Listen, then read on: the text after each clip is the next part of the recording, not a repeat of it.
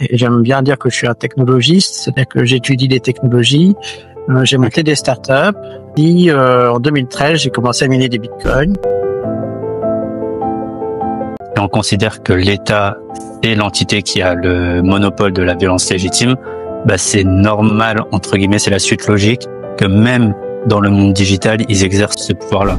Et quand on est un utilisateur et qu'on a un projet, par exemple immobilier, on va pouvoir, sans passer par une plateforme, de façon décentralisée, associer un notaire, associer un banquier et mener son projet sans utiliser une plateforme pour ça.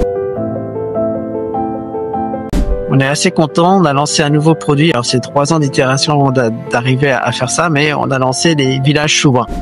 Le compresser, l'envoyer dans un générateur biogaz, il le brûle, ça fait de l'électricité. Et cette électricité alimente nos machines, nos mineurs. Finalement, rendre rentable au niveau de la dépense énergétique, l'infrastructure de traitement. Le numérique, c'est que de l'énergie.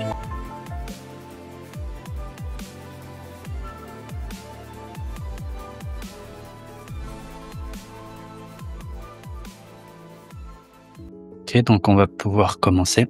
Alors la première question, on rentre directement dans le vif du sujet. Oui. Qui es-tu? Ok. Alors bonjour. Je suis Nicolas Cantu, j'ai 40 ans, je suis ingénieur, je suis marié, j'ai 2 garçons. Et j'ai commencé en digital en 95. D'abord sur des projets de diaspora, j'étais jeune, j'étais ado, et ensuite professionnellement j'ai enchaîné sur des gros projets d'innovation en France en tant qu'architecte ou directeur de programme sur le premier fournisseur d'accès Internet par satellite au Centre national d'études spatiales, les premières plateformes de convergence 2G, 3G d'Orange et la création des tout premiers services 3G. Les premiers services Internet embarqués dans les trains pour la RATP SNCF. J'ai développé des base de données NoSQL dans les années 2000. Puis après, j'ai fait des refontes de gros systèmes d'information, mais en parallèle, comme je suis plutôt technophile, et j'aime bien dire que je suis un technologiste, c'est-à-dire que j'étudie les technologies, j'ai monté des startups et j'en ai revendu. Et aussi, en 2013, j'ai commencé à miner des bitcoins. En 2015, j'ai fondé une première société avec bitcoin et l'immobilier. En 2018, parce que c'était dur d'être entrepreneur dans ce domaine et de partir à gauche, à droite pour retrouver les bonnes compétences, etc. J'ai essayé de créer un accélérateur. On l'a créé à Paris, à Station F, Chain Accelerator. Okay. On a accompagné des startups du domaine, et puis on a fait le pont entre les gros projets internationaux qui n'avaient personne en Europe et puis les grands comptes européens qui voulaient explorer le domaine, les politiques, parce que c'était au moment de la rédaction de la loi Pacte, et voilà, tout l'écosystème, en fait, on était un petit peu au milieu, ce qui nous a donné l'opportunité de créer le Paris Blockchain Week Summit 1 an plus tard. J'étais du coup co-host de l'événement. Okay. Et on a ensuite revendu l'accélérateur, et puis depuis 2 ans et demi, j'ai fondé Foreign-Key, qui est pour moi vraiment la synthèse de ce que je connais, comprends et souhaite du digital. Okay. Et du coup, on verra le lien entre le digital, l'énergie. J'ai la chance d'avoir eu les parcours sur les infras assez profondément et aussi sur les services. Et je pense que, on parlera du coup de tout ça. Yes, trop bien. Juste un petit point, quand tu parles d'infrastructure, pour ceux qui connaissent pas, qu'est-ce que c'est exactement quand tu parles de refonte d'infrastructure? C'est intéressant parce que les infrastructures, le cloud, ça n'existe pas, il n'y a pas de nuage. C'est des serveurs, c'est des machines, c'est des équipements, c'est des sociétés, c'est des protocoles. C'est des data centers. C'est un ensemble d'acteurs, c'est des data centers, c'est beaucoup d'énergie. En fait, le numérique, on est dans l'ère numérique, tout est géré de manière numérique. Nos choix viennent d'informations qu'on a collectées numériquement. Ils sont opérés à travers des outils numériques. Notre économie est totalement numérique. Aujourd'hui, si on regarde la capitalisation en bourse, c'est à peu près les géants de la tech qui écrasent complètement tout le reste. Et quand on regarde, quand des politiques des États impriment de l'argent pour financer leur politique, où est-ce qu'ils vont investir cette masse de liquidité en premier? Eh ben, c'est dans la tech. Puis du coup, il y a même un risque de créer des bulles comme ça. Il y a trop de liquidités et des fonds qui investissent sur tout et n'importe quoi au volume. Et du coup, les hypes deviennent rapidement des hypes de n'importe quoi parce qu'il y a trop de liquidités. Et c'est intéressant parce que du coup, le numérique, c'est à peu près c'est à peu près tout dans nos vies finalement, qu'on le veuille ou non, et même dans nos vies physiques du monde réel. Mais pourtant, c'est que de l'énergie. Un byte, c'est-à-dire une donnée, n'importe laquelle, c'est 0 volts ou 5 volts, 0 ou 1. Et conserver une donnée, c'est stocker de l'énergie. Quand vous avez un disque dur, ça stocke de l'énergie. Et en fait, toute l'électronique sert à donner un format à cette énergie. Et puis avec ces formats, on va dire, voilà, on va donner un sens à l'électricité qui passe et ça va devenir de l'information. Mais ce n'est quand même que de l'énergie. Et c'est intéressant de reparler des infrastructures parce que à force des progrès, on crée des couches sur des couches sur des couches, puis tout devient un peu abstrait et on oublie la réalité physique de tout ça. Mais la réalité physique de tout ça, c'est de l'énergie d'abord et de plus en plus. On le voit à chaque nouvelle innovation, elle va demander plus d'énergie. La demande de notre ère numérique, la demande en énergie, elle est croissante. Et on verra, c'est pas lié à la consommation, qui elle est stable sur les data centers, par exemple, alors que la consommation explose. Donc il y a une différence entre l'empreinte énergétique et la consommation énergétique. On pourra en reparler. Juste rapidement, en une phrase, est-ce que tu peux faire juste la différence entre consommation? En une phrase, en fait, on a des équipements qui sont plus efficients. Donc pour le même nombre de kilowattheures qu'on met dedans, on va faire plus de calculs. Okay. Et puis on a des équipements qui utilisent mieux l'énergie, c'est-à-dire qu'elles vont chercher des surplus. Donc finalement, c'est pas l'énergie qui va être produite pour elle va récupérer de l'énergie qui traîne. Et donc on va pas créer de l'énergie pour cette activité-là. Et du coup, dans la consommation d'énergie, la production d'énergie, elle reste stable, alors qu'on va savoir de mieux en mieux réutiliser l'énergie, réutiliser la chaleur. Ah bon, la chaleur, on dépensait de l'énergie pour chauffer des bâtiments, des collectivités, etc. Maintenant, on sait réutiliser l'énergie des data centers pour ça. Donc, finalement, on va plus consommer l'énergie pour chauffer parce qu'on réutilise celle des data centers. Et au final, là où avant il y avait 2 productions, il y en a plus qu'une pour la même activité. Donc, en fait, c'est par tous ces mécanismes et toutes ces innovations financées par la tech, au passage, parce que celui qui paye, c'est quand même celui qui a besoin de l'énergie. Et voilà, on arrive du coup à avoir une différence entre la consommation d'énergie et son empreinte. Ok. Voilà, c'est une petite aparté, mais ça fait partie de tout ce qu'on appelle les infrastructures, en fait. Ça fait partie des modèles économiques, ça fait partie des choix stratégiques, géostratégiques parfois. Les infrastructures, c'est des équipements, c'est des sociétés, c'est de la souveraineté. Quand vous utilisez Microsoft sur le cloud, il n'est pas sur le cloud, il est dans une société américaine aux US.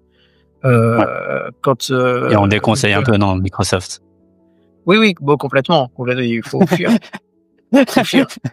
Mais Apple aussi, hein. Mais et Google pareil. Et comme ça, toute une flopée. Non, mais parce que Microsoft, ils détiennent un quasi monopole sur un grand nombre de choses. En fait, oui, il n'y a pas de souveraineté européenne, par exemple, à cause de Microsoft. Il n'y a aucune infrastructure européenne qui ne soit pas sur technologie américaine, même dans les plus, on va dire, critiques. Pourquoi? Notamment à cause d'une brique particulière qui est l'Active Directory. Et c'est aussi, on parlera un peu de foreign key, de ce qu'on peut changer dans cette histoire, mais l'Active Directory, c'est l'annuaire d'entreprise. C'est l'annuaire qui donne les accès aux services, l'accès aux personnes, quand on se log, tout passe par cet annuaire de personnes, de services, d'accès, etc. C'est une brique qui est celle qui est priorisée par les hackers, parce qu'une fois qu'on accède à ça, on accède à tous les droits. Okay. Et la plupart des leaks de data voilà, c'est parce que à un moment donné, il y a eu un accès à cet Active Directory d'une manière ou d'une autre, ou à ces artefacts, mais toujours lié à la gestion des droits, qui est centralisée, allez, entre guillemets, pour caricaturer, à un endroit. Donc, on sait où attaquer, on sait comment l'attaquer, et on peut l'attaquer. Ce qui est l'inverse des systèmes distribués, où là, faut attaquer tout le monde en même temps partout, ce qui est nettement plus compliqué. Ouais. Mais cela dit, faire une identité distribuée, c'est compliqué. Et une gestion de droits décentralisée, c'est compliqué. C'est ce qu'on a réussi à faire avec FluentKey, au tout début de cette aventure. Mais en termes de souveraineté, l'infrastructure, c'est un vrai sujet, parce qu'il y a de l'espionnage des États sur leur population, il y a de l'espionnage des États entre eux. Quand on passe sur un téléphone, les chipsets, même les composants peuvent communiquer des informations auprès du fabricant, du fournisseur. On ne voit rien du tout de tout ça. Ouais, il y a des tas de leaks d'informations de partout. Et comme on l'a dit, on est dans une ère numérique où c'est pas rien en fait. C'est toute l'information, tout ce qui va orienter les choix, orienter les opérations, ce qui va faire qu'un pays est plus efficace qu'un autre dans ses productions, dans ses choix, dans ses relations. Ça, c'est complètement manipulable aujourd'hui parce que nos infrastructures ne sont pas souveraines, parce que c'est pas possible d'avoir des infrastructures nationales souveraines. Par contre, ce qui est possible, c'est de donner des moyens de résilience aux populations, aux entreprises, aux organisations. Mais ça demande que les États abandonnent d'espionner, entre guillemets, et ce qui n'arrivera pas. Et donc, il y a un vrai conflit à l'avenir sur les infrastructures entre une dystopie, c'est-à-dire on le voit avec les monnaies numériques de banque centrale, on le voit avec les diverses lois où l'État a le droit d'espionner tous les messages de tout le monde, de connaître toute la vie privée de n'importe qui, sans avoir de compte à rendre, et sans, voilà. Et on le voit, les opérateurs télécoms, voilà, doivent communiquer des clés qui permettent de déchiffrer des flux à la demande de ce qu'on fait sur Internet, qui qu'on soit, quel que soit l'objet. Et c'est très opaque. En fait, on a une privation de liberté qu'on ne voit pas, mais qui est très effective, surtout particulièrement en France, et qui s'aggrave de loi en loi, que ce soit sur la reconnaissance biométrique, que ce soit sur énormément de sujets, les données captées par votre voiture, énormément de choses. C'est des données qui sont exploitées de manière vraiment très très opaque et qui en plus sont pas souveraines, c'est-à-dire que d'autres pays, hackers, organisations exploitent toutes ces portes ouvertes, toutes ces failles pour aller capter de la donnée et après c'est utilisé à divers fins. La revendre, notre avantage. Du coup, la revendre, mais aussi cibler des cibles potentielles, bien sûr. Prendre l'avantage économique sur un concurrent, etc., etc. Ouais. Du coup, ça me fait penser. Moi, je suis plus sur l'aspect finance et tous les bitcoiners entre guillemets qui étaient financiers avant d'être bitcoiners, ils ont compris le système financier dans un premier temps. Ils ont été dégoûtés par ce système-là et ils sont arrivés à Bitcoin. Ils ont trouvé une solution dans Bitcoin. Toi, du coup, si je comprends bien, tu as eu à peu près le même parcours pour l'aspect tech, c'est-à-dire que tu as compris les infrastructures dans un premier temps, tu as vu les dérives et à partir de 2013, tu as commencé à trouver une solution dans Bitcoin. Oui, c'est ça. Comme je disais, il y a un vrai risque dystopique, c'est-à-dire que en plus, sans maîtriser ces infrastructures, on est des vies complètement gouvernées par les outils qu'on utilise. Quand on veut payer, il y aura un crédit carbone qui va faire qu'on va payer plus ou moins cher que le copain d'à côté. Pour des objectifs qui sont des objectifs politiques, idéologiques, stratégiques, mais pas forcément qui ont été soumis au vote, dès lors qu'ils peuvent l'imposer par les moyens numériques. Et là, il y a un vrai problème de démocratie au sens large. L'alternative à la dystopie, le seul moyen que je connaisse, c'est Bitcoin, parce que dès qu'on peut payer sans que ces fonds puissent être confisqués, parce que payer c'est quand même le droit d'accès aux services ou aux biens qu'on va acheter finalement. C'est le droit fondamental avant tous les autres qui en découlent. C'est ça, c'est c'est dans une transaction, même si elle est même pas financière, mais en tout cas, il y a un accord, et cet accord entre les parties, il peut pas être biaisé par des facteurs externes. En tout cas, plus il l'est, moins on est en confiance entre nous, parce qu'on sait que, voilà, potentiellement, soit par les moyens qu'on utilise, soit par des pouvoirs extérieurs, un de nous deux va être désavantagé. Et donc, c'est très difficile de faire des accords, de faire du business, de faire des organisations, de la coopération, de la recherche, dans un contexte de méfiance et d'incertitude. L'incertitude est aussi grave que la méfiance. Et du coup, la seule, enfin pour l'instant, la seule brique qui empêche les États techniquement de prendre un contrôle, omniscient des comportements, des informations, des orientations, des consommations, de l'utilisation de son patrimoine, enfin de tout. Ouais. C'est Bitcoin, parce qu'ils peuvent pas le confisquer. Ouais. Et ça, c'est assez clé. Et techniquement, c'est aussi Bitcoin, parce que c'est un réseau qu'ils peuvent pas arrêter. C'est un réseau qu'ils peuvent pas influencer. Ouais. Et c'est un réseau qui est plus robuste que le leur. C'est un réseau qui est plus le seul qui soit neutre. Les leurs ne le sont pas. Ouais. Et finalement, Bitcoin propose une sécurité que les États peinent à nous fournir, et même parfois, ils nous mettent en réel danger, notamment sur l'exposition des données personnelles sur le dark web, etc., par leur propre collecte d'informations. Moi, ça me choque pas ce que tu dis dans le sens où on considère que l'État, c'est l'entité qui a le monopole de la violence légitime. Bah, c'est normal, entre guillemets, c'est la suite logique que même dans le monde digital, ils exercent ce pouvoir-là. Donc, je sais pas si certainement que tu es connaisseur du livre The Sovereign Individual, l'individu souverain. Et je pense qu'il y a certains cypherpunks qui avaient les mêmes idées, qui disaient déjà dans les années 90 que on arriverait à un monde où justement les individus qui utiliseraient une crypto-monnaie qui soit autonome en dehors des pouvoirs des États pour, entre guillemets, se libérer. Donc là, la dystopie, elle semble arriver à grande vitesse en France et en Europe, mais pour certains individus qui voudraient se sauver, il y a quand même une possibilité il y a quand même une option avec Bitcoin, semble-t-il. Oui, c'est une option qui est légitime. Je dirais même dans le droit des pays, il y a un contre-pouvoir. Systématiquement, les institutions sont faites pour qu'il y ait des contre-pouvoirs. Or, par rapport aux dystopies, il n'y a rien dans nos institutions de mis en place, de défini, qui nous protège des dérives dystopiques. À l'intérieur, tu veux dire? À l'intérieur. Et donc, finalement, Bitcoin répond aussi à ce besoin des institutions elles-mêmes, c'est d'arriver à créer le contre-pouvoir, le garde-fou, des dérives d'une gouvernance dystopique pour lesquelles les institutions n'ont pas prévu, il manque, il y a un trou dans la raquette, sur comment on se prémunit des dérives d'un gouvernement qui abuserait des moyens dystopiques.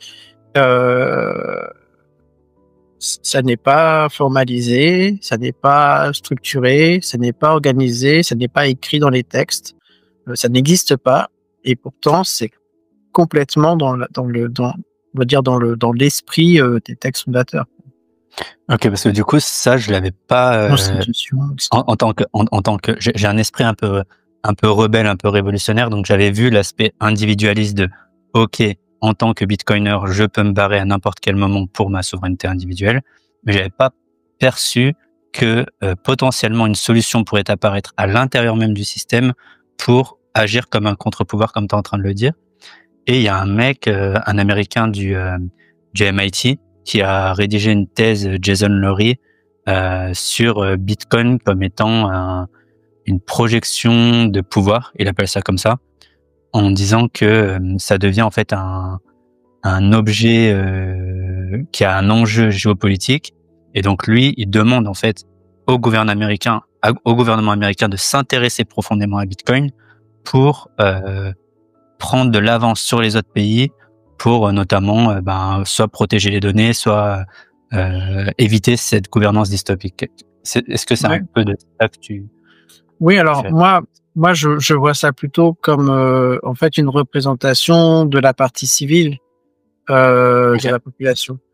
Donc vraiment en contre-pouvoir, pas comme quelque chose de géré justement par le gouvernement. C'est un peu une séparation des pouvoirs, on pourrait dire. Il y a des séparations des pouvoirs qui sont tout à fait légitimes. Quand on utilise Bitcoin, on comprend que séparer l'État et la monnaie, c'est pas que des raisons techniques, c'est aussi des raisons, on l'explique, hein, de souveraineté, de liberté, de garde-fou contre des dérives potentiellement très graves, et dont qu'on subit aujourd'hui. Et aujourd'hui, on est réellement en risque par par exemple, la captation de données à outrance sur la population. 80% de la population française a ces données d'identification sur le dark web à cause des leaks des banques, des institutions. Donc, en fait, elles nous mettent en danger. C'est parce que leurs infrastructures ne sont pas adaptées, oui, ne sont pas sécurisées suffisamment. Elles collectent des données d'identité, des RIB, des cartes bleues, des cartes d'identité, des attestations de naissance, enfin de multitude de documents qui sont collectés par des mails, par des transferts de fichiers, par des choses. Les opérateurs sur leur PC vont compresser ça en ligne, compression en ligne, hop, je mets la carte d'identité. Des tas d'acteurs régulés font un peu des choses graves, mais sans le savoir, parce qu'en France, il n'y a pas forcément, on est il n'y a pas d'éducation à la cybersécurité, et à l'hygiène numérique même, je dirais, il n'y en a pas. Ouais. L'éducation à la monnaie, il n'y en a pas. Et même, on parlera un peu d'énergie après, mais sur l'énergie, surtout en France, c'est très formaté dans un sens, mais c'est pas forcément une éducation académique en tout cas. Et du coup, sur les données, toi, ce que tu perçois comme solution, c'est soit les individus reprennent le pouvoir sur leur monnaie, ça on le verra tout à l'heure, et sur leurs données personnelles, soit ces institutions-là, qu'est-ce qu'elles pourraient faire en fait ces institutions-là pour être meilleures entre guillemets? Est-ce qu'elles utilisent Bitcoin d'une manière? Elles doivent, oui.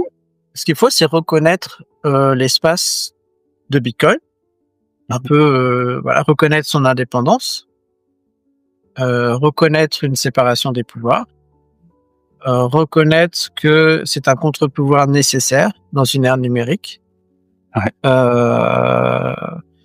Et après, être intelligent simplement, c'est-à-dire sur l'énergie, on peut passer d'une transition énergétique qui aujourd'hui est à base de taxes et de pénalités à une transition qui est rémunérée, beaucoup plus incitative.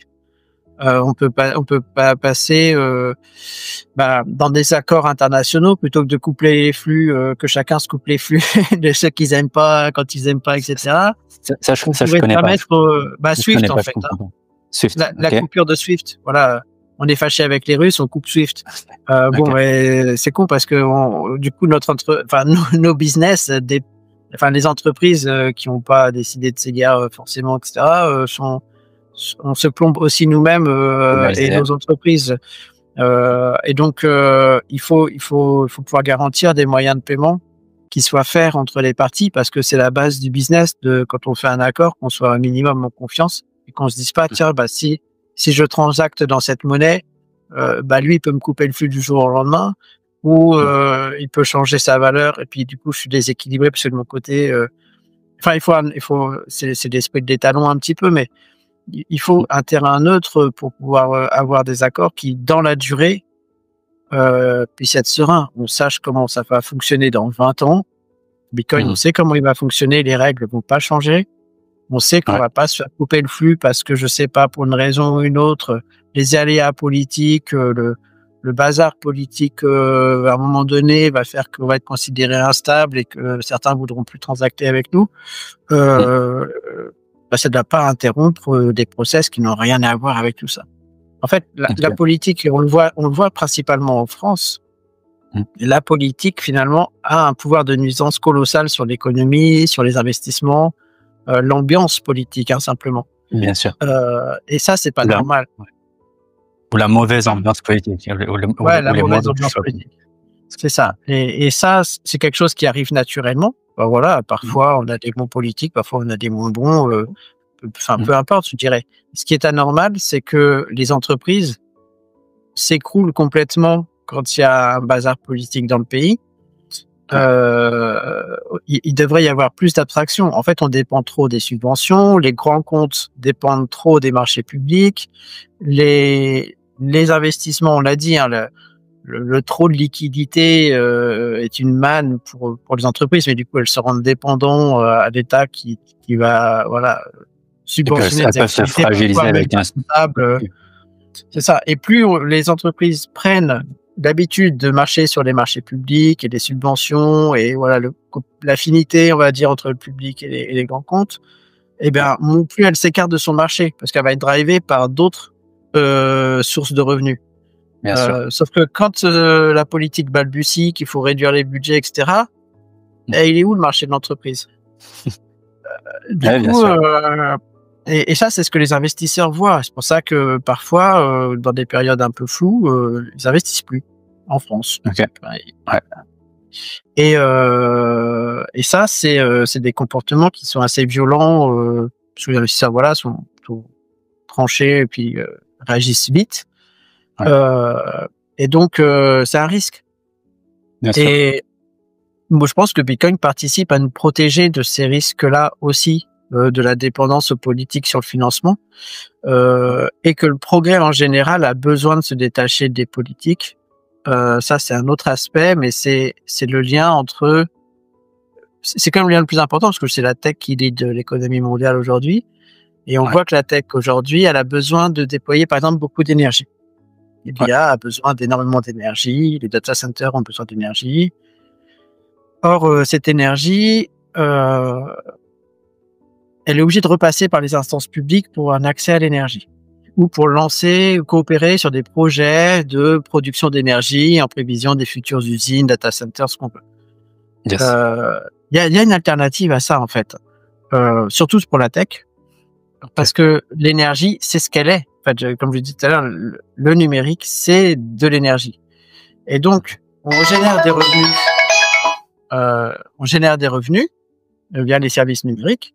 Ces revenus vont pouvoir financer. Je crois que c'est un slide après avec la stack, mais enfin, peu importe. Ces revenus, s'ils sont, voilà, c'est plutôt cette partie-là. Okay. Ouais. L'idée, c'est de mettre dans la stack d'Internet deux nouveaux couches, la couche monétaire et la couche énergétique, pour que les revenus des applications, des services, des usages viennent directement alimenter une économie qui reste à structurer encore, mais de marché numérique. Et que ces marchés numériques sur Internet, donc sur le cyberespace, puissent provisionner, financer de l'énergie et en fait que cette énergie vienne sécuriser le déploiement des infrastructures, des nouveaux services et boucler la boucle. L'idée, c'est d'avoir une économie absolument autonome des institutions parce que les géants de la tech et la tech en général ont maintenant désormais le moyen et les masses, les volumes financiers pour créer en fait cette dynamique de en fait quasiment auto-provisioning de l'énergie qui va être nécessaire pour les innovations. Ok, alors si je comprends bien, j'essaie de reformuler. Ça veut dire que toi, avec ForeignKey, ce que vous proposez en fait à vos clients, par exemple grands comptes, entreprises du CAC 40, c'est par votre analyse de ce constat-là, c'est bon on va en fait directement vous offrir la possibilité avec Bitcoin d'utiliser le surplus énergétique pour miner du Bitcoin, devenir indépendant énergétiquement, et en plus de ça, utiliser le protocole Bitcoin pour faire l'usage de la preuve et devenir... c'est ça. C'est exactement ça. En fait, on a deux activités. On veut les rejoindre à terme, mais effectivement, c'est la big picture, ça va pas être tout de suite. Une première activité qui est de créer, et ça on le fait déjà avec les notaires. Voilà, les notaires sont sortis du cloud pour gérer leurs données entre eux. Et quand on est un utilisateur et qu'on a un projet, par exemple immobilier, on va pouvoir, sans passer par une plateforme, donc de façon décentralisée, associé à notaire, associé à banquier, et voilà, mener son projet sans utiliser une plateforme pour ça, de manière décentralisée entre les parties. Pour autant, le notaire et tout le monde aura en temps réel l'état des transferts de documents, des signatures de documents, etc., parce qu'ils vont tous utiliser cette même infrastructure distribuée. Et du coup, bon, et tout ça est chiffré, sécurisé, horodaté sur une layer d'horodatage qu'on a développé sur Bitcoin. Qu'est-ce que tu appelles une layer d'horodatage? En fait, l'ancrage sur Bitcoin, ça existe depuis 2012, donc c'est mettre des preuves. Tu vois, c'est mettre une empreinte de ce que l'on a fait sur la blockchain Bitcoin. Ok. Dans les transactions. Dans une transaction. Okay. Dans une transaction de Bitcoin. Donc, c'est un petit bout de data qu'on peut masquer de manière plus ou moins élégante. On peut faire que ça n'impacte pas le protocole. Et nous, ce qu'on a fait, c'est une couche qui est dédiée à ça pour pas polluer Bitcoin avec quelque chose qui est différent en termes d'usage, mais aussi pour la designer sur nos besoins de faire des preuves. Et donc, on a un réseau pour faire des preuves. Et ce réseau-là, lui-même, paye sa sécurité sur Bitcoin régulièrement. Et quand il paye sa sécurité, il va mettre une preuve de son état à lui, donc l'état du réseau de preuves tout entier sur Bitcoin. Donc, en une transaction, on peut certifier l'historique de peut-être des millions de transactions qui ont eu lieu de preuves et d'ancrage. Donc, tous les messages qui passent sur le réseau sont ancrés sur cette layer. Tous les états, tous les changements d'état, j'ai transféré mon RIB, et voilà, hop, on va mettre un état supplémentaire sur le dossier, etc. Ouais. Est-ce qu'on veut organiser comme ça? Pour l'instant, on travaille des grands comptes, mais c'est dans un deuxième temps. Est-ce qu'on peut rester juste sur ça déjà? Juste une petite seconde. Donc, si je comprends bien, il y a dans le monde, il y a deux horloges. Donc, il y a l'horloge qu'on utilise, la temporalité qu'on utilise. Cette horloge-là, il me semble, si je dis pas de bêtises, c'est l'horloge atomique ou quelque chose comme ça qui est gérée par Google, plus ou moins. Bah, il y en a 5-6 qui sont utilisés dans le monde, et il y en a une à Google qui est à peu près sur tous nos équipements, utilise celle de Google, nos équipements numériques. Ok. Et ensuite, il y a l'horloge de Bitcoin, parce que du coup, Satoshi, quand il a créé Bitcoin, il a certainement compris que, entre guillemets, le temps pouvait être, ou en tout cas l'horloge traditionnelle pouvait être manipulable d'une manière ou d'une autre, et donc il fallait qu'il crée son propre horodatage, et donc son horodatage, c'est un bloc toutes les 10 minutes. Et toi, ce que tu dis, c'est que vous avez créé un layer 2, où là, vous avez des activités, vos services, et de temps en temps, vous venez ancrer dans l'horloge de Bitcoin une preuve qui ne peut pas être manipulée, supprimée, on peut pas revenir en arrière parce que c'est le protocole Bitcoin. C'est ça? C'est ça. C'est ça. Okay, cool. En fait, on a une layer 2 qui fait plein de preuves, des millions de preuves, plein d'ancrages. Voilà, on fait des tampons, comme si on mettait des tampons sur cette blockchain régulièrement. Et de temps en temps, on va faire un tampon de la blockchain elle-même sur Bitcoin. Comme ça, on certifie l'état. Voilà. Et donc, tout ce qu'elle a fait a une certaine empreinte. Si on change une petite virgule là-dedans, l'empreinte sera différente. Et donc, on va pas retrouver sur Bitcoin une preuve que on va voir qu'il s'est passé quelque chose qui a été modifié, quoi. Et du coup, après, il y a des mécanismes pour arbitrer sur ça. Mais c'est intéressant parce que la preuve, c'est vraiment central dans une alternative au smart contract. Mais c'est le contrat en général, c'est des accords. Pour se mettre d'accord, pour que cette économie soit fluide, sans institution, etc., il nous faut des preuves. Il faut de la confiance au moins sur le système. Et dès lors qu'on a réussi à faire l'inverse d'un smart contract, qui est une collecte des preuves par les utilisateurs, donc c'est-à-dire qu'en fait, tous les utilisateurs sur ce réseau peer-to-peer vont recevoir des preuves en fonction de leur rôle ou pas sur le service, ils verront ou pas la donnée. Mais tout le monde va collecter les preuves. Et en collectant les preuves, on va être capable d'arbitrer soi-même si un flux est légitime ou pas, si un accès est légitime ou pas, si on peut passer à une étape suivante d'un process ou pas. Et ce mécanisme-là nous permet de décentraliser les process, les organisations. Et Et ça, c'est intéressant parce que ça va nous permettre d'avoir tout le monde qui est capable de tout vérifier et donc de sortir d'infrastructures centralisatrices, dont l'Active Directory de Microsoft, par exemple, pour gérer d'une manière centrale les droits. Là, on va pouvoir enlever cette brique et quand même avoir une gouvernance des droits parce que tout le monde, quand je dis tout le monde, c'est aussi son logiciel, c'est pas forcément quelque chose que l'on voit directement sur son écran, mais c'est au niveau de l'utilisateur que il va y avoir une gestion de ce qui peut passer, pas passer. Et puis finalement, ça va se faire par la cryptographie. Dire soit on pourra lire, soit on pourra pas lire. Donc l'utilisateur agit comme un nœud. Il agit pas comme un nœud, il collecte des données, il collecte des données. Et avec ces données, il va être capable d'arbitrer seul sur ce qu'il peut ou pas faire et sur ce qu'il autorise ou pas comme accès à sa donnée aux autres. Ok. Est-ce que tu peux donc là, une des questions que j'avais, c'était justement on me demande souvent quels sont les cas d'usage de Bitcoin, et notamment du protocole. Est-ce que tu peux nous parler de ton cas d'usage avec ton cas précis du client du CAC 40, il me semble que tu m'avais dit. Oui, donc on travaille avec ICAT sur des obligations immobilières et donc sur un réseau obligataire.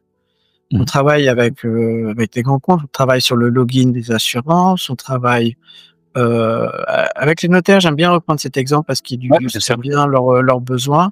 Ils voulaient être plus souverains, donc ils voulaient pas dépendre d'un cloud. Donc là maintenant, on parle d'un cabinet de notaire. Non, c'est les notaires, c'est-à-dire qu'ils ont créé une structure, Note IT Lab, pour opérer en fait un service pour les notaires. Donc en fait, ils ont créé une société qui vend des services aux notaires eux-mêmes pour leurs propres besoins. Et un des besoins qu'ils doivent résoudre, c'est plus de sécurité, éviter des phishing, éviter de passer par des plateformes qui font leaker les RIB des clients, éviter. Ouais. Donc plus de sécurité, plus de souveraineté et le côté sustainable qui viendra dans un deuxième temps. Voilà. Que ce soit soutenable, l'empreinte environnementale, etc. de l'informatique. Et en termes de souveraineté, du coup, ils sont totalement souverains de leurs données sur ces mécanismes-là. Et pourquoi on le fait grâce à Bitcoin? Eh bien, c'est parce qu'en fait, on va pouvoir payer une sécurité à un acteur qui n'est pas, on n'a pas un contrat de prestation avec Bitcoin. C'est-à-dire que c'est pas ma relation avec Bitcoin qui va faire que je pourrais biaiser la sécurité, quoi. Non. On le rappelle, Bitcoin n'est pas une entreprise. Hein. C'est ça. Et c'est très important dans ce cadre-là parce que l'énergie qui est fournie pour sécuriser Bitcoin, la sécurité qu'apportent les transactions dans Bitcoin, dessus, on va pouvoir créer d'autres types de réseaux, de paiement, de preuves, d'identité, des tas de réseaux spécialisés qui vont utiliser cette sécurité-là, mais ça va rien leur coûter en énergie parce qu'en fait, on réutilise cette sécurité-là dans les transactions Bitcoin que l'on fait, finalement. Quand je vais payer en Bitcoin, c'est cette sécurité-là que j'utilise. Donc, quand je mets en garantie certains Bitcoins dans l'exécution du contrat, etc., ça va au niveau énergétique, ça va être complètement flat. Par contre, je vais réutiliser l'énergie passée. Enfin, passée par voilà, quand on a sécurisé les jetons l'émission des jetons que là je vais utiliser, qu'on va utiliser entre nous, qu'on va remettre dans nos blocs, etc. Et cette sécurité-là, elle nous permet de décentraliser des activités, de faire de la preuve sans qu'il y ait une institution garante de cette preuve, de faire du paiement sur Lightning sans que il y ait un teneur du réseau Lightning, et on va pouvoir même opérer des marchés, je pense, qui vont être plus ou moins centralisés, mais on va les rendre vérifiables.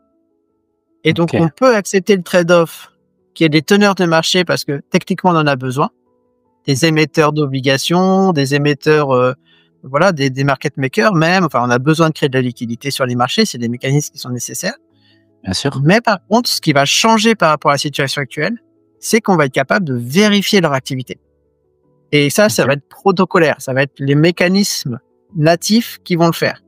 Quand tu dis tout ce que la régulation essaye de faire, par exemple, on n'a pas le droit de parier contre soi dans le trading, etc. Là, techniquement, ça va pas être possible. Sur des marchés, parce qu'on peut écrire dans le code de ce réseau de teneurs de marché que c'est impossible. Et donc, techniquement, ce sera pas possible.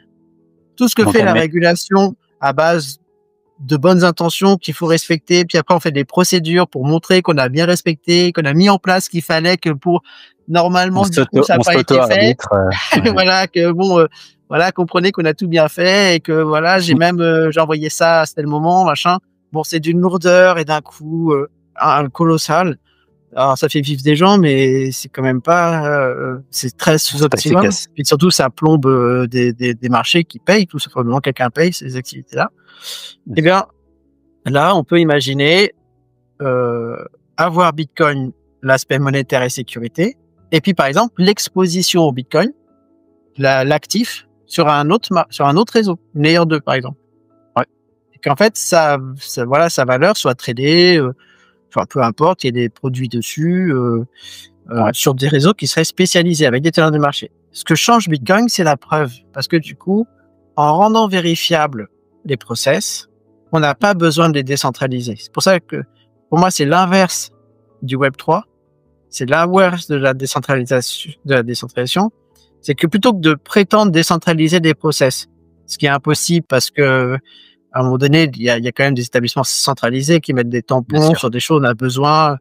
Et puis c'est tellement vaste qu'on peut pas mettre tout dans un smart contract, etc., même avec toute l'élégance du code qu'on peut imaginer.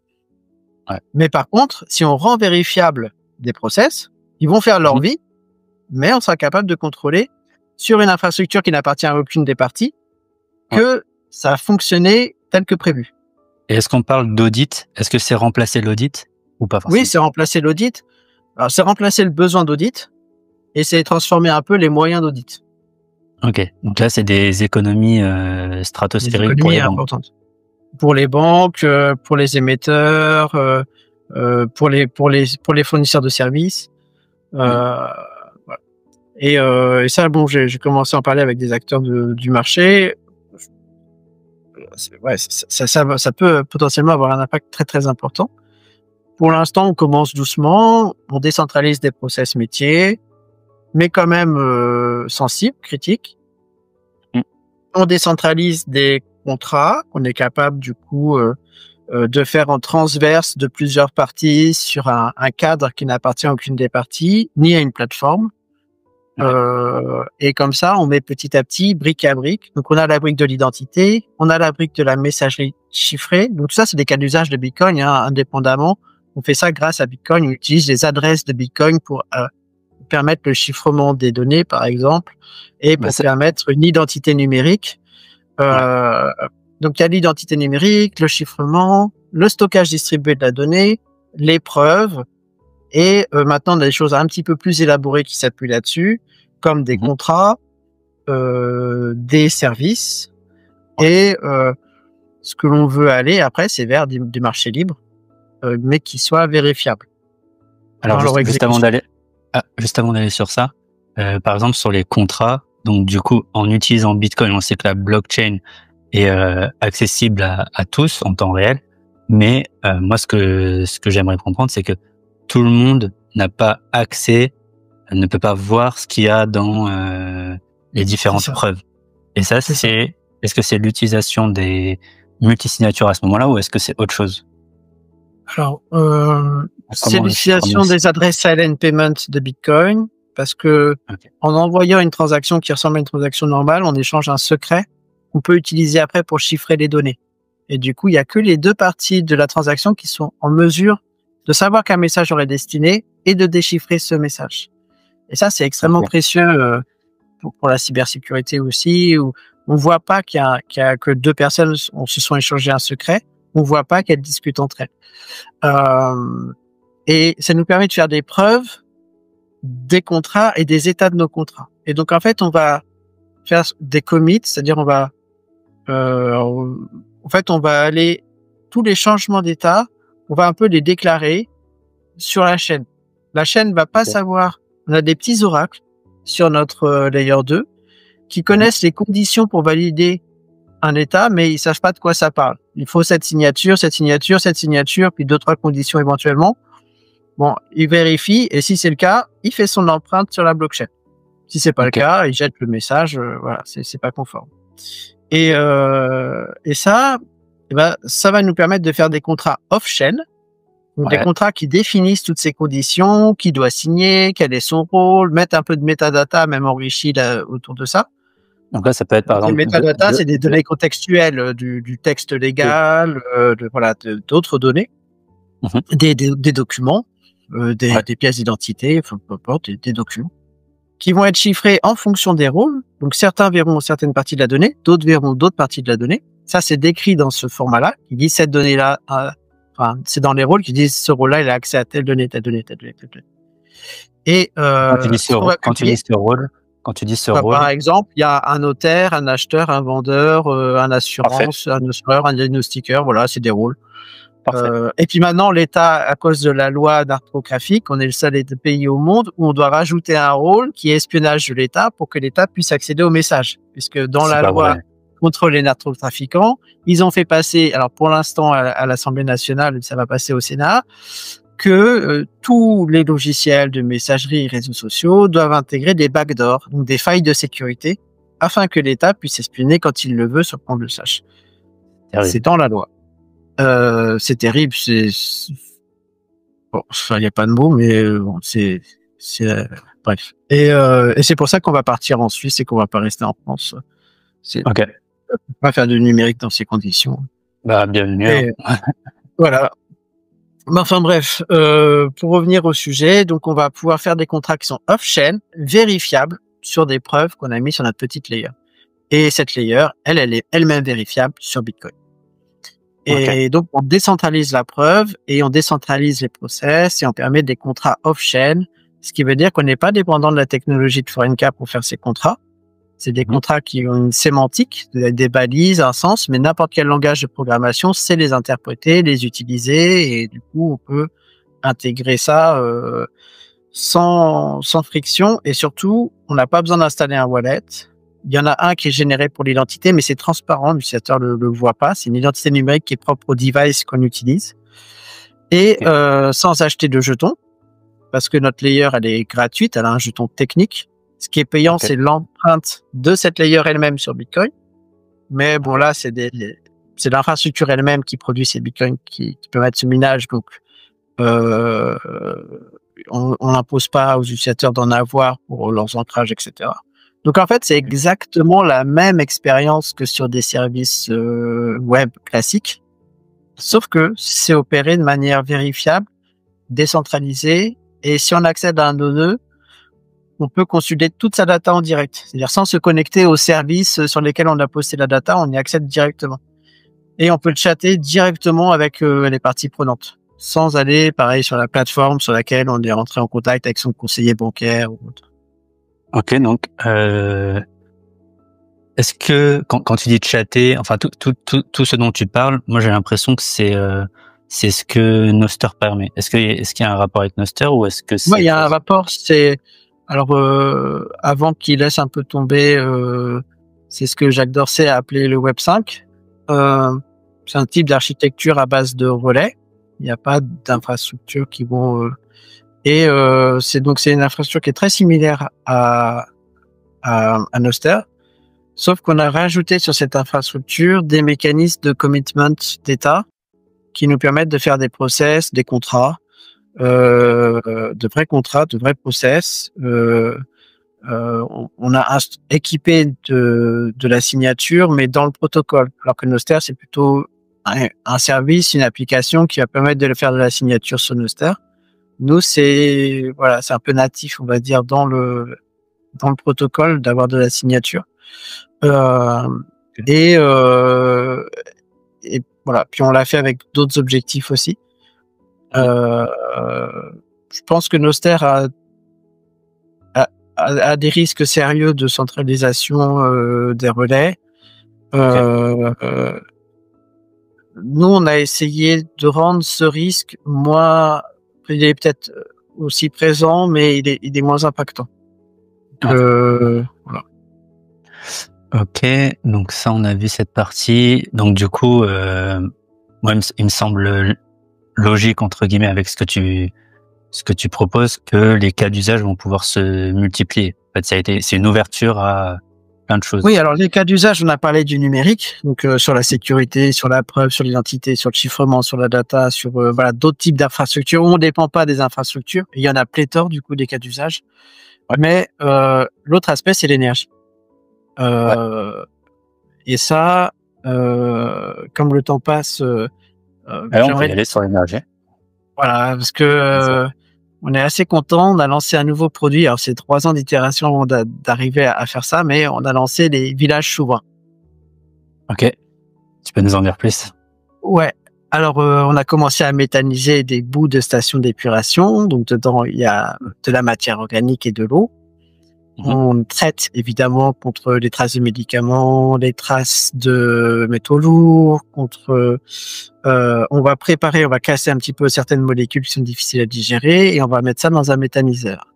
Et puis on désinfecte avec des UVC, enfin on traite la matière et après ça passe dans un méthaniseur sur lequel on rajoute un peu de bouse de vache pour avoir les bactéries, celles qu'on souhaite pour la méthanisation. Et cette méthanisation, classiquement, elle est à 35 degrés. Nous, on va monter à 55 degrés grâce à la chaleur des machines, j'expliquerai après. Parce que du coup, les bactéries vont digérer la matière organique, ça va faire du biogaz, donc 60% de méthane, le reste, c'est plutôt du CO2. Il y a quelques soufres qu'on va filtrer, on va filtrer le CO2, on va filtrer les traces d'eau, enfin, on va sécher le gaz, le compresser, l'envoyer dans un générateur biogaz. Donc, c'est un générateur où on met du gaz dedans, il le brûle, ça fait de l'électricité. Et cette électricité alimente nos machines, nos mineurs. Nos mineurs, ils vont dégager de la chaleur, parce que un ASIC, 99% de l'énergie qu'on met dedans, c'est de la chaleur, c'est l'effet Joule. Et cette chaleur va chauffer les cuves. Et va nous permettre, du coup, puis les cuves et d'autres parties du traitement, on avait besoin de chaleur. Et donc, on va pouvoir réutiliser cette chaleur et finalement, rendre rentable au niveau de la dépense énergétique l'infrastructure de traitement des boues, des sables et des graisses de stations d'épuration. Même si on méthanise pas le sable, on va quand même en extraire l'eau parce qu'au départ, le premier besoin qui nous avait été remonté, avec qui on a travaillé, c'était les agriculteurs en Occitanie, près de Narbonne. Parce qu'en fait, il y a une détresse hydrique sur la zone de Leucate, Fitou, et des solutions. On revient un peu sur le problème de politique. Les bassines sont bloquées pour des raisons politiques. Les forages, c'est très compliqué à faire passer aussi au niveau écologique. Et les grands chantiers, les grandes prévisions, c'est des choses qui vont pas sortir de terre avant plusieurs années. Donc, nous, on est une petite infra, mais on est capable de produire des milliers de mètres cubes d'eau par an assez vite. Ça coûte relativement peu cher, c'est 500 000 €, mais si c'est une coopérative qui le prend pour 10 exploitants, divisé par 10, voilà, 50 000 € par exploitant, c'est encore accessible pour sauver des exploitations, parce que là-bas, dans cette zone-là, sur un an, il risque d'y avoir 60% des exploitations, essentiellement des vignobles, qui arrachent leurs vignes parce qu'ils n'ont pas d'eau. Okay. C'est très très grave la crise. Alors il n'y a pas que là en France où il y a une crise hydrique, mais là-bas c'est particulièrement marqué surtout pour les vignobles. Ok, donc, il y a aussi cette notion d'urgence. C'est ça, il y a de l'urgence. Et voilà. Et puis en plus, des bouts de station d'épuration, c'est une matière qui est illimitée. On en consomme vraiment on n'est même pas capable de traiter tout ce que produit les centrales aux alentours. Et puis ça, c'était la première étape. Deuxième étape, au Brésil. Juste pour parce que les gens, je pense que ça va leur paraître un peu compliqué. Là, tu es en train de dire que tu permets, en fait, tu utilises les stations d'épuration pour reprendre, entre guillemets, le méthane et créer de l'électricité qui va faire tourner des mineurs de Bitcoin. Ces mineurs de Bitcoin génèrent eux-mêmes de la chaleur cette chaleur qui est réutilisée dans le process. Donc, ils s'enrichissent, ils récupèrent de l'eau, t'as dit? De l'eau qui a été traitée, qui est exploitable sur l'exploitation. Et qui réduit les pathogènes, etc. Yes. Et dernièrement, ça permet en plus de sécuriser encore plus le réseau Bitcoin parce que ça augmente le hash rate potentiellement. C'est ça. Et en même temps, ils sont payés pour le traitement des boues parce que les stations d'épuration payent. entre 19 et 111 euros de la tonne pour qu'on traite leurs résidus. Ils payent qui? Ok. Ils payent des méthaniseurs, des incinérateurs, de l'épandage. En tout cas, ils payent pour que cette matière soit traitée entre guillemets, parce que souvent c'est pas vraiment traité. Enfin, bref. Et ils ont des engrais parce qu'à la fin le digestat, donc une fois que les bactéries ont digéré la matière, ce qui reste, cette sorte de terre qui reste, c'est très riche en azote, en phosphore, en minéraux, aussi pas mal en fer. Donc, ça dépend des régions, ça dépend des saisons, c'est des choses qui sont variables, c'est quand même, mais c'est très riche, c'est tout le temps, en tout cas suffisamment riche pour que ça ait une valeur en termes d'engrais. Et donc ça leur réduit leur coût d'achat d'engrais. Et surtout, c'est pas chimique. C'est magnifique, et ça me fait penser à la phrase de Charles Gave, parce que c'est une phrase un peu d'économiste, c'est que l'économie, c'est de l'énergie transformée. Et là, typiquement, c'est l'exemple parfait. C'est ça. Et on va voir comment on arrive à faire la boucle dont je vous parlais au début, financement, énergie, machin, à la fin du fin. Et je suis assez... bref, c'est cool. Tu voulais parler du Brésil? C'est ça. Donc ça, c'est la première version aboutie de nos travaux. Et puis au Brésil, donc on a un client qui a des terrains de foot. Les footballeurs des centres de formation vont pour la plupart ne pas être footballeurs, donc il faut les former. Et donc et c'est une famille qui est très en lien avec un énorme opérateur qui est JBS, qui est le principal producteur de bovins aux US. Ils ont 80% des bovins aux US. Ils sont aussi dans toute l'Amérique du Sud. Ils sont un peu partout dans le monde. Et aux Amériques du Sud, il y a beaucoup de vaches. Enfin, c'est des gros consommateurs de viande. Et donc, ils ont accès à des volumes importants de bouse de vache. Et donc, on a discuté avec ce groupe et a germé le projet de méthaniser leur bouse de vache. De former les jeunes des centres de formation à la méthanisation, au minage de Bitcoin. Et on a trouvé un modèle économique où, parce qu'en fait, les exploitants payaient pour le traitement des bouses. Donc, finalement, cette infrastructure-là, elle est prise en charge en partie par les exploitants, en partie par le groupe. Et puis, on est en train de mettre en place un système de leasing sur l'infra. Est-ce que tu peux expliquer la différence entre les exploitants et le groupe? Alors, le groupe, c'est notre client. Donc, c'est celui qui a les clubs de foot, toute l'activité. Les exploitants, c'est eux qui ont les vaches avec la bouse. Et donc, là où avant, ils payaient juste quelqu'un pour prendre leur bouse, et ben là, en fait, ils investissent une partie dans la société qui va récupérer leur bouse. Et qui va les mettre qui est notre client, et qui va les mettre dans ces containers où ils vont miner 2 bitcoins par an, sur des infras à 500 000 euros pour donner des ordres de grandeur. Après, chaque site est étudié au cas par cas parce que la qualité des bouses est pas la même, le transport est pas le même, la température influence beaucoup. Enfin voilà, tout doit être calibré site par site. Et fort de ce retour d'expérience, on a déjà imaginé, puis c'est pas encore déployé, là c'est dans les cartons, mais parce qu'ils nous ont dit, nous on a aussi beaucoup d'huile et des huiles d'usager, des huiles de friture et l'huile là, parce qu'en fait j'avais partagé la liste des pouvoirs méthanogènes de tout ce qu'on peut faire du méthane avec quoi. Et ils ont pris le top et ils ont pris des huiles, ils ont dit on peut faire ça. Donc j'ai dit ok, en fait on peut mais on peut pas, c'est-à-dire que les huiles il faut les transformer en acides gras avant qu'elles puissent commencer à être vraiment méthanisées. Et donc on a travaillé pendant un bon moment sur une chaîne de traitement qui permettait sur plusieurs mois de traitement biologique de préparer les huiles pour qu'ils rentrent en méthanisation. Mais là par contre le pouvoir méthanogène de la bouse de vache, il est de 30, il est de 900 pour les huiles. Donc c'est pour donner un ordre de grandeur. 30 étaient les premières utilisations que tu nous as expliquées. Voilà, c'est ça. Et donc 900. Wow. Et avant, on était sur 30 mètres cubes par jour de matière. Là, maintenant, sur la deuxième phase, on est à 60 mètres cubes par jour de matière.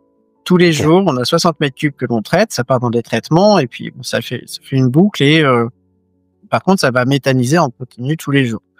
Et là, on est capable de faire plus de Bitcoin et plus d'énergie. On est à peu près à 400 kWh. Donc, on va pouvoir imaginer faire le fameux village souverain, le Bitcoin Village, avec soit du data center. Et là, on commence à voir la boucle arriver entre ce qu'on disait, entre les services, le scale de l'infrastructure, etc. Ou alors des lodges, voilà, des choses plus fun. Qu'est-ce que tu appelles des lodges? Même des studios. Okay. Un village d'artisans. Après, ça va dépendre cas par cas des clients qui vont définir chacun leur cahier des charges, leur c'est soit avec le minage, ils chauffent des data centers, soit ils chauffent des habitations. Exactement. Et ou alors ils font que du minage, mais c'est moins rentable que c'est dommage.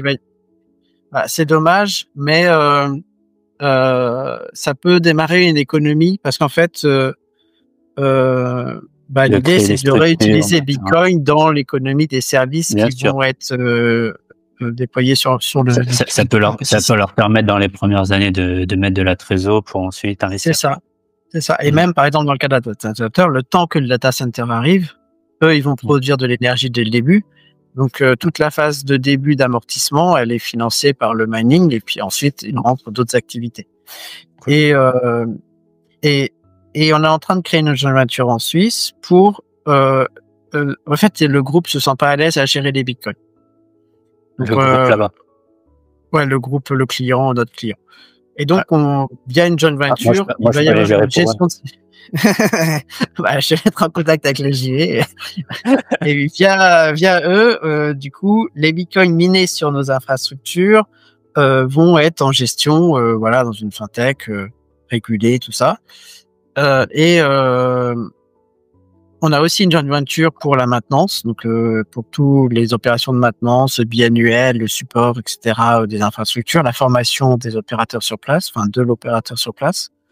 Ouais. Et c'est une offre qui marche bien. On est en train, avec un grand compte, très très grand compte hôtelier en Asie, de prévoir un autre Bitcoin Village. On commence à discuter le périmètre.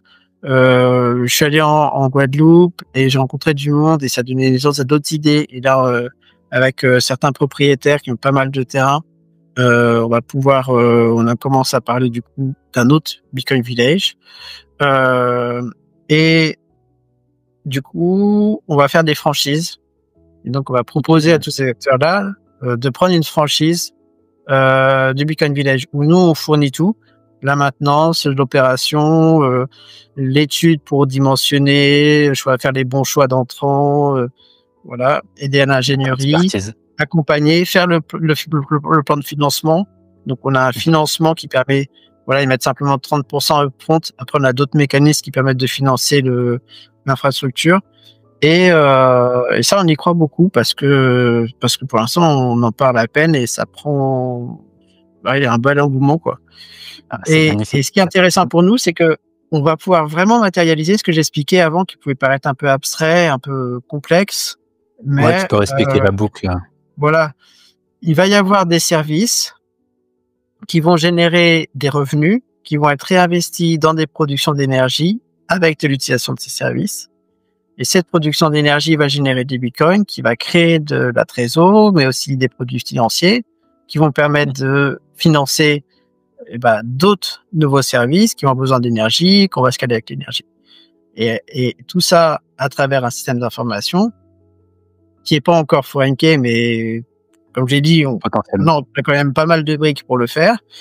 Et l'idée, c'est que ce soit sur un terrain neutre, que ce soit une infrastructure qui soit un terrain neutre vraiment entre les parties, pour faire des contrats de leasing, des contrats de financement, des contrats de service, et que tout ça soit un peu disponible pour un scale des infrastructures et des services. sans passer par les institutions. Parce C'est que c'est magnifique. suffisamment petit pour être sur un terrain existant, déployer. Alors parfois il faut un permis de construire, mais les situations sont light. Voilà. Et sans avoir besoin de recourir aux subventions, aux aides, tout ce qu'on a dit depuis le début. Bien sûr. Alors c'est absolument magnifique. Et donc toi, pour l'instant, ce que tu me disais en off, c'était que sur certains clients, ce que tu offres, c'est des solutions technologiques à des problèmes.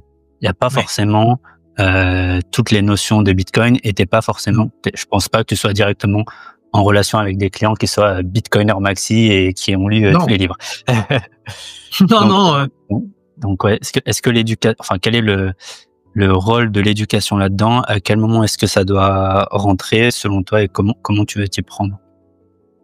Et du coup, Foreign Key Academy, si tu peux nous en Foreign Key parler. Academy, on est en train de le redéfinir, honnêtement. On a fait quelques erreurs. Bon, donc on redéfinit tout ça. Puis il y a le fait d'aller en Suisse alors qu'on avait un lieu physique. Enfin, il y a des choses qui sont remises en cause. Et même moi, j'essaye de voir ce sur quoi il est le plus pertinent de former. Et peut-être que former sur Bitcoin, c'est encore trop tôt par rapport à former sur les enjeux d'hygiène numérique, de protection de la vie privée, de protection de la propriété. Parce que Par ailleurs, sur le financement des énergies renouvelables, ce qu'on faisait déjà, par le mining de Bitcoin. Mais je dirais que l'idée, c'est d'abord présenter les problèmes et les états actuels, comme on le fait avec les services que l'on vend finalement. Et finalement, les clients après comprennent le rôle de Bitcoin, et c'est moins un sujet en fait. C'est un sujet dans la narrative, comment ils vont le présenter au board, comment, etc. Mais on part d'une vraie solution à un vrai problème, ce qui rend déjà le sujet de Bitcoin beaucoup moins central dans l'histoire. Et limite, parfois ils s'en fichent. Voilà. Clairement. Mais du coup, toi, dans ta boucle, est-ce que tu as besoin d'ingénieurs qui soient formés à Bitcoin à certains moments de la boucle? De moins en moins. De moins en moins. Parce comme j'ai dit, c'est aussi l'histoire des technologies. On empile des couches et après on devient un petit peu plus abstrait par rapport aux premières couches. Et pendant des années, voilà, on est directement sur Bitcoin. On travaille sur les adresses Bitcoin, sur le réseau Bitcoin. On travaille à créer des layers. Maintenant que la création des layers, on est quand même pas mal outillé. Même si certains projets pensent révolutionner la Terre avec des roll-up et des conneries, c'est inutile pour moi aujourd'hui. On a déjà les choses qu'il faut. Tu peux rappeler ce que c'est les roll-up? Je me rappelle plus. D'interopérabilité. C'est faire absolument l'inverse de la sécurité de Bitcoin. C'est-à-dire Bitcoin, quand on vérifie tout l'historique systématiquement, et on veut pas faire confiance à un État. Il n'y a pas d'État. Certaines blockchains parlent de finalité. On n'a pas un État ou une finalité qui est posée en se disant à partir de là, on peut faire confiance, on regarde pas le reste. Les roll-ups, c'est ça. On met des États vérifiables de l'historique, et on va dire comme ça, à partir de ce moment-là, on va pas vérifier l'historique. Et donc ça va scale, ça va être plus rapide, ça va synchroniser beaucoup plus vite, ça va être magnifique. Mais c'est un trade-off sur la sécurité. C'est ce que ne veut pas faire de base. Il y a des designs sur Bitcoin qui sont clairement des alternatives à ça, faits pour ne pas faire ça. Bon, voilà. C'est de l'aparté, mais on est outillé en layer, et donc on est déjà un peu moins sur des choses core de Bitcoin. Et alors on peut rajouter des fonctionnalités nouvelles, d'ailleurs des choses qu'on ne s'autorise pas sur Bitcoin. Par exemple, ce serait à mon avis une grosse erreur de faire les opcats sur Bitcoin. Par contre, on peut les faire sur une layer. Si jamais ça avait du sens, nous on les utilise pas, mais si un projet il trouve un sens, on peut les utiliser sur une layer. Ça n'aurait pas d'impact particulier. Et donc, sur ces layers, on crée des services et après, on travaille que sur le service. Et finalement, on revient de moins en moins aux couches précédentes. Et, ce qui va dans le sens de la fameuse ossification, mais dont on a besoin, qui est absolument indispensable. TCP, par exemple, Internet fonctionne sur du TCP/IP, du TCP, et c'est stable. Enfin, je veux dire, on va pas le remettre en cause toutes les 4 matins, et c'est pour ça qu'on peut créer des services qui tournent et qui sont fiables sur Internet. Donc là, la métaphore ou la comparaison, c'est que TCP, c'est Bitcoin, et les autres Internet qu'on n'utilise pas parce qu'ils n'existent pas, c'est les autres crypto-monnaies. C'est ça. C'est exactement ça. Ok. Tout à l'heure, tu as parlé d'Upcat, etc. Je pense pas que, enfin, même moi, j'ai pas forcément les notions. Qu'est-ce que c'est qu'un développeur Bitcoin? Est-ce qu'un développeur Bitcoin, c'est quelqu'un qui sait coder sur Bitcoin? Est-ce que c'est quelqu'un qui a proposé une amélioration et qui se l'est vu valider, donc on considère Bitcoiner, on considère développeur? Est-ce que tu peux nous aider avec ça? Alors, Bitcoin, c'est un projet open source. Il y a un dépôt du code que tout le monde peut consulter, que tout le monde peut copier, que tout le monde peut étudier. Et puis, quand on est développeur, c'est-à-dire quand on écrit du code, on peut se dire, tiens, ce morceau de code, je le ferai différemment. Ou tiens, j'ajouterai bien ça dans le code. À partir de ce moment-là, on est développeur sur le projet Bitcoin. Ok. Développeur Bitcoin, je sais pas trop ce que ça veut dire. En tout cas, on développe sur le projet Bitcoin, dans les langages du projet Bitcoin. Et il y a des spécifications qui indiquent comment est développée telle fonctionnalité. Donc, c'est les BIP. Mais avant d'être développé, c'est proposé. Donc, les BIP, c'est des propositions de modification du code. Yes. Elles sont débattues. C'est public. Les logs des discussions sont publiés pour ceux qui peuvent pas assister. Et en général, avant de faire une proposition d'évolution, on rentre en contact avec un des développeurs, des mainteneurs de ce repository.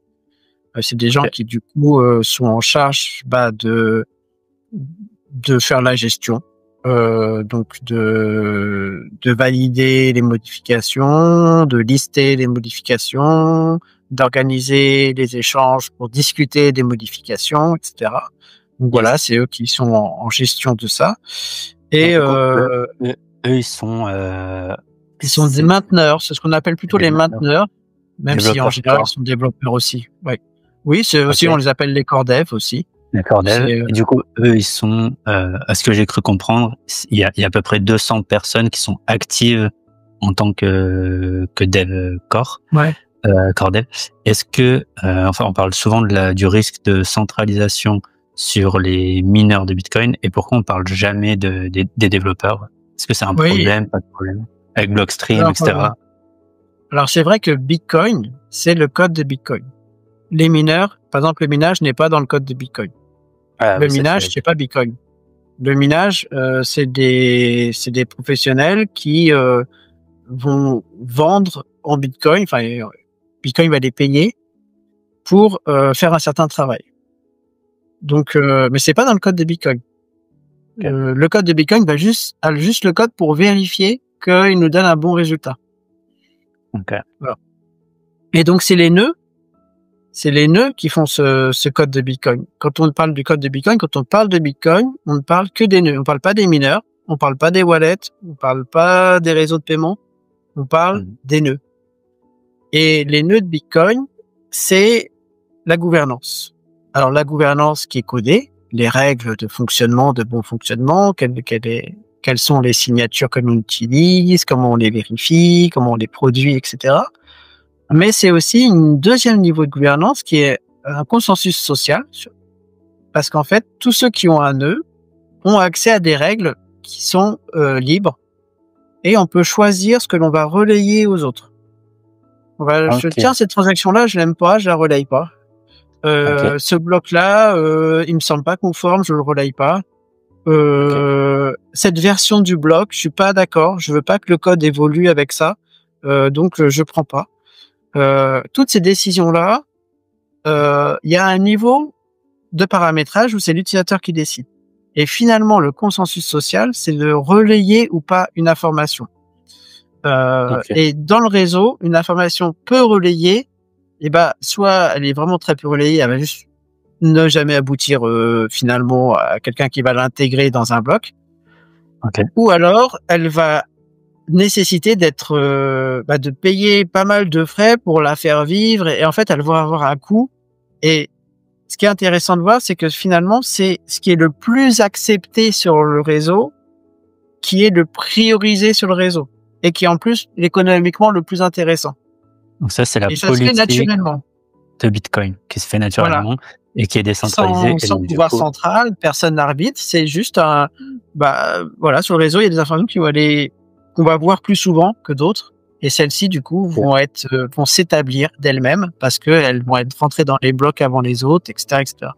Donc c'est une nouvelle, on peut dire que c'est une nouvelle démocratie sans coercition de pouvoir. Et du coup, on peut aussi inviter, d'ailleurs, moi j'invite mon audience qui est peut-être utilisatrice de Bitcoin, donc investisseur dans Bitcoin, à avoir également à la maison un nœud Bitcoin et de faire tourner la blockchain. C'est ça. Être un utilisateur de Bitcoin, c'est pas avoir des Bitcoins, c'est pas miner des Bitcoins, c'est faire tourner un nœud de Bitcoin. C'est ça, être utilisateur de Bitcoin. On utilise le code qui s'appelle Bitcoin. Ce logiciel s'appelle Bitcoin. C'est un nœud.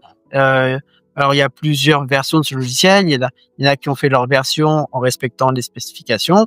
Voilà. Mais bon, il y a une référence. Il y a une référence. C'est celle qui est développée par les développeurs de Bitcoin Core. Donc vraiment l'équipe la plus proche du projet, on va dire, qui est sur bitcoin.org, qu'on peut retrouver, qui est le nœud de la version de référence de l'implémentation du code de Bitcoin.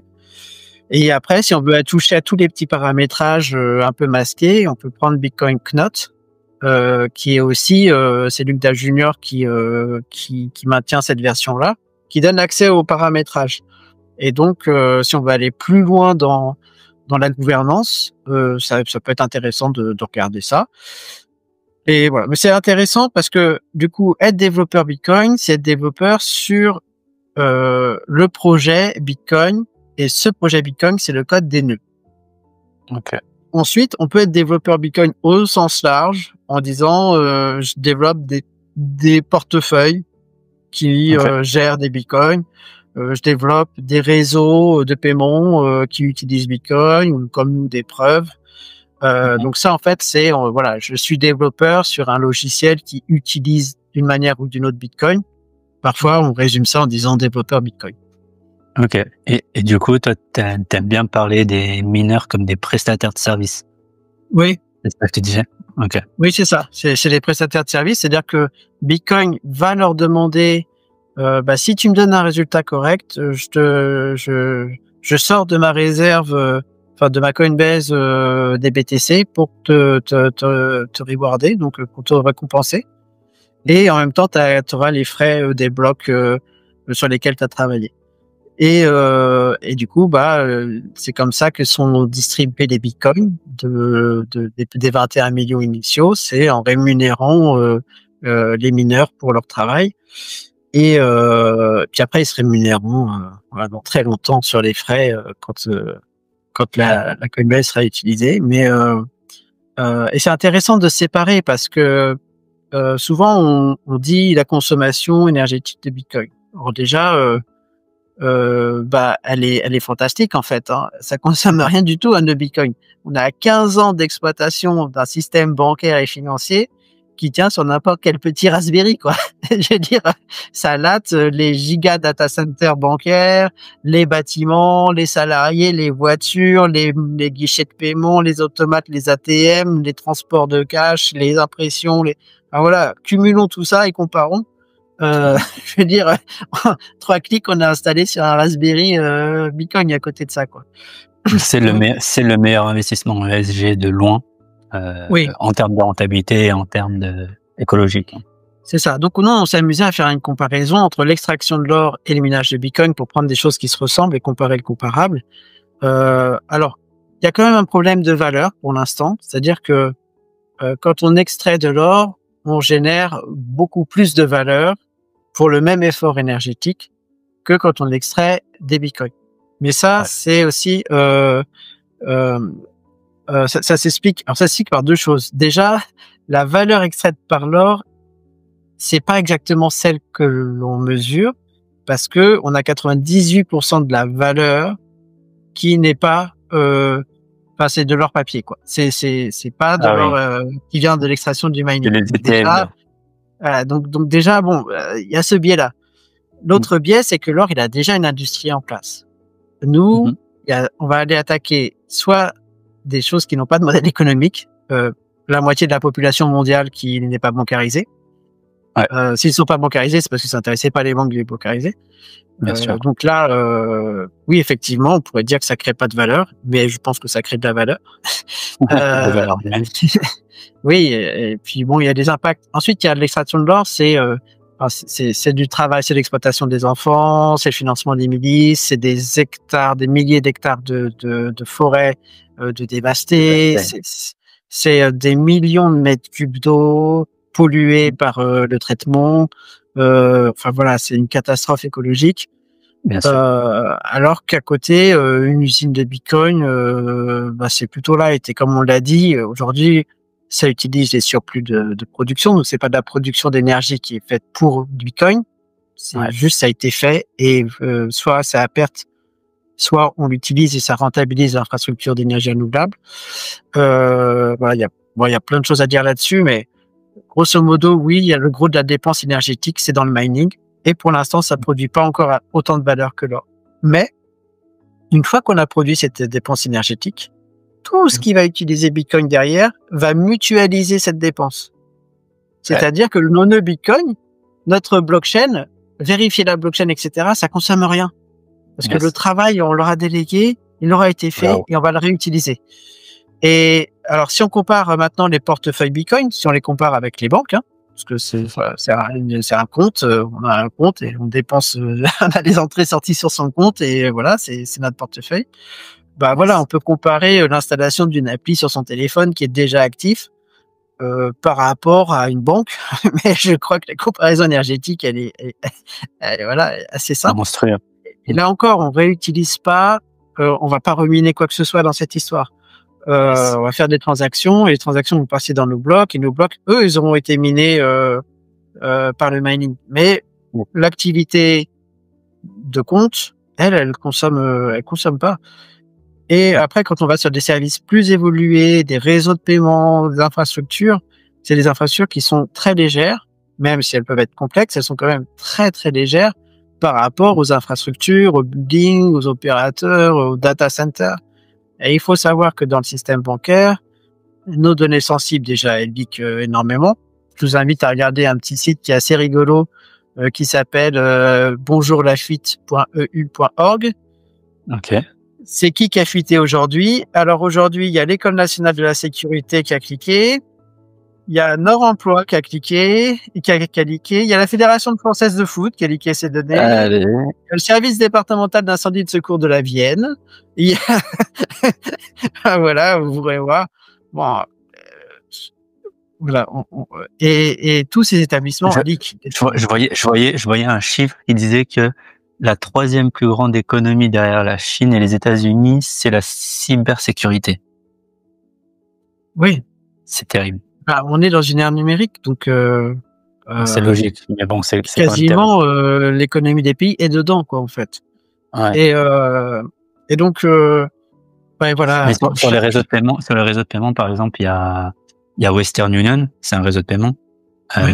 Donc là encore, là, t'as mis la comparaison au milieu, pas le résultat au milieu. Oui. Mais si on prend la valeur humaine, c'est Bitcoin et Lightning est largement mieux que les 10% par transaction que Western Union ils mettent. Oui, toi, t'avais grandi en Afrique, donc c'est comment ça. La diaspora, tu sais qu'ils se font dépouiller par ces réseaux de paiement quand même. Oui, absolument. J'avais des slides sur le gain humanitaire, parce que là, on parle effectivement de valeur financière, mais j'avais des réseaux. Ouais, voilà. En fait, il y a des études académiques, voilà, qui ont démontré une multitude de cas où il y a un gain humanitaire. Mais voilà, et sur les énergies renouvelables, les États-Unis financent pour 5 milliards annuels leurs énergies renouvelables sur le mining de Bitcoin. Le Bhoutan pour 1 milliard annuellement. Il y a des pays qui ont financé leur hydroélectricité. Il y a la Finlande qui chauffe 1,4% de sa population. Il y a, enfin, par le mining de Bitcoin, il y a, ouais, en France, on est à l'ouest de tout ça. De toute façon, en Europe, parce que ça s'appelle l'euro, eux. Donc, comme on a fait la bêtise de lier la monnaie avec, c'est la définition même de la zone, quoi. C'est-à-dire, si on remet en cause, c'est quoi le jeu de mots? Ah non, il n'y a pas de jeu de mots, en fait. C'est ça le pire. C'est que c'est l'euro, c'est l'Europe. L'Europe, c'est l'euro. Donc, si on remet en cause l'euro, on remet en cause l'Europe. C'est la connerie d'avoir défini la zone par sa monnaie purement et seulement d'une zone économique. C'est que, du coup, déjà, il n'y a pas d'identité européenne. Puis surtout, si l'euro va mal, tout le projet européen est compromis, quoi. Bien sûr.